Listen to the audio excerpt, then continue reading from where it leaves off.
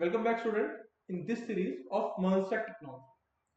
So in the previous video, we have discussed about how to store data into the row and column format, which means into a table format. In this video, we'll discuss how to get data input from the user. So to get any kind of data from the user, we have to use inputs. So inputs are basically the fields in which you can enter any kind of data, and then you can click on any button to submit that data. For example, let me show you how inputs look like. So let's suppose if I open a website, IGNOU, go to the first tab. So I go to this website. So this enrollment number is a kind of input. So I'll go there and write down an input.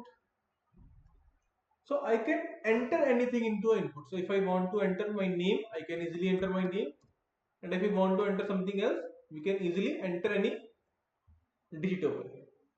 This over here is a drop down and this is a calendar. This login is a button. Now in today's lecture, we'll discuss about how many types of inputs we have and how to use these inputs and how to use these inputs into the real life. So let's start. So in HTML, we have many types of input. We have button input, we have checkbox, we have email, we have numbers. But the most we use is this last type, which is by default the type text.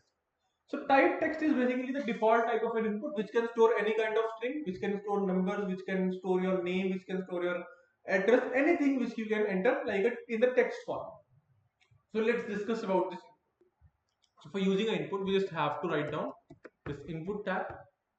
Now in this input, if I don't enter anything else, so let's just enter a simple text, enter your name. So I'll write enter your name. Now if I don't enter anything in this particular input, it will take by default type by the text. So it will by default take text as a type in this input. So if I save this and check the output,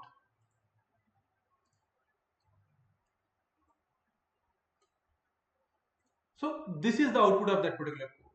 So this is your label and this is your input. So you can write anything. So here I have written that enter your name. So the user will automatically enter the name. But by default, like the text, the type of the input is text. So we can also enter some kind of data, some kind of special characters and so much more. Now the next kind of input we have is the number input. So I'll open the code. Now I'll write enter your age. So for enter your age, I'll write down input. But now I have to mention the type, which is number. So for the age, we'll use the type number. Let's save this and see the output. Now let's save this. This is the output. So for name, I can write anything. But in number type of input, we cannot enter the alphabet. If I try to write down some alphabets, it will not allow me. It will only allow E because some mathematical formulas use E as an exponential. But other than that, no alphabet is allowed. We can only store numbers into this. Also, we got a scroller by we can just increase or decrease the number into the number tag. If we want this second input in the next line, we can easily do that by using a BR tag. BR tag is used for the break line tag. So I'll write down like this.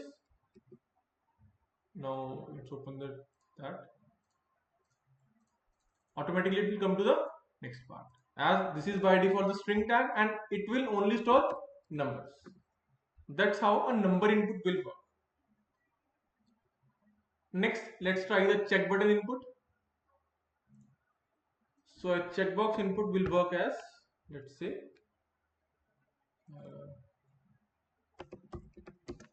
gender. Let's say first is male and we'll write down input, but type of input will be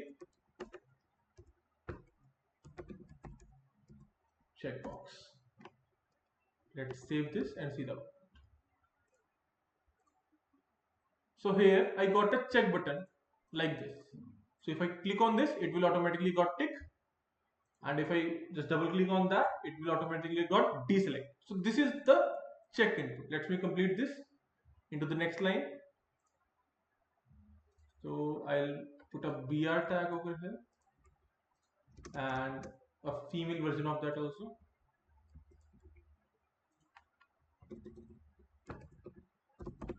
Female. Let's save this and check the output. So this is how you can use this. So this is how you can use this. But as you know, you cannot tick both of the male and female part. So this is not a valid input. In this situation, we will not use the check button, but we'll use the radio button type of input. So let's pick the radio button input.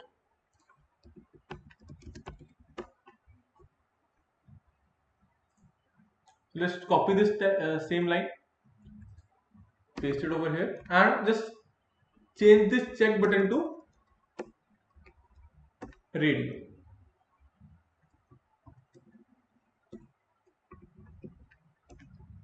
Let's save this.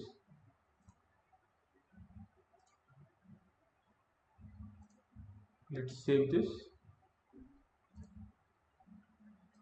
So this is how a radio button input will look like. But by default, both the radio buttons are not linked. We have to link them. So to group them, we'll have to write down a name for that. So I'll write down name for this radio button, which is, let's say, name equals to J.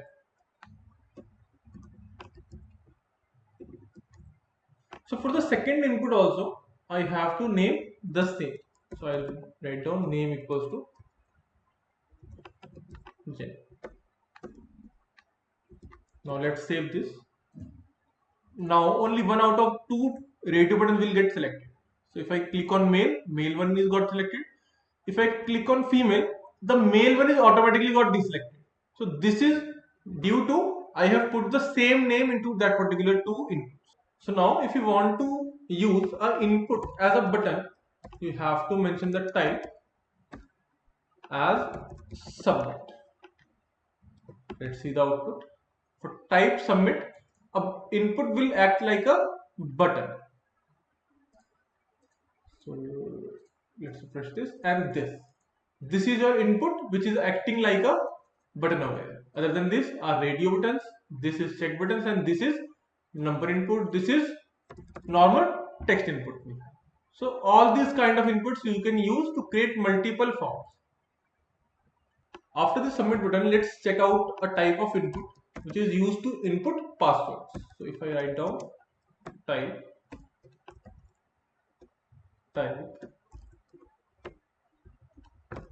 password, let's save this,